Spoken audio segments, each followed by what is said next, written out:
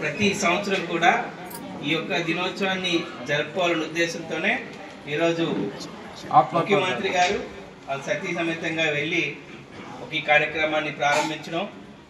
అయితే ప్రభుత్వం ఎప్పుడు కూడా మీ గురించి ఖచ్చితంగా చెప్పాలంటే మీ సామాజిక వర్గానికి చెప్పాల్సి వస్తే మీరు ఎప్పుడు కూడా 10 మందికి సాయం చేసిన వాళ్ళే తప్ప ఎవరిని ఇబ్బంది పెట్టలేని వ్యక్తులు ఎవరైనా ఉన్నారంటే అది మీరే.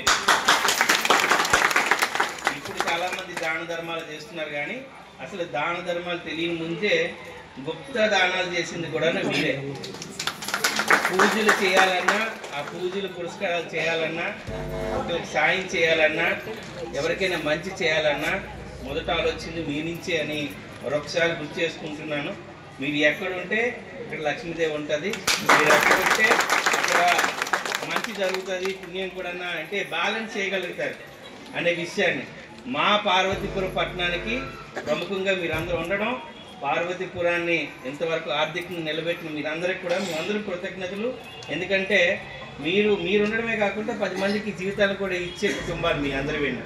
మీరు ఎప్పుడు సంతోషంగా ఉండాలి, ఎప్పుడు కూడా వాసిమాత ఆశీర్వాదం మీ అందరి పైన, మీ కుటుంబాల పైన ఉండాలని, మీ అందరితోని మేము కూడా సరదాగా ఉండాలని మా ప్రభుత్వానికి, మరి ముఖ్యంగా ఇక్కడున్న పార్వతీపురంలో తెలుగుదేశానికి మీరు చేసిన గొప్ప కార్యక్రమం ఏంటంటే మొన్న మీరు ముందుండి నడిపించారు. ప్రభుత్వం ఎప్పుడూ లేని విధంగా పార్వతీపురానికి ఎప్పుడూ లేని మెజార్టీ రావడంలో అత్యధిక కీలక పాత్ర వహించింది మీరే అని మరొకసారి నేను గర్వంగా చెప్పుకోగలుగుతున్నాను. అమ్మగారి సాక్షిగా చెప్తున్నాను. మీ ఆశీర్వాదం ఎప్పుడు మాతో ఉండాలి.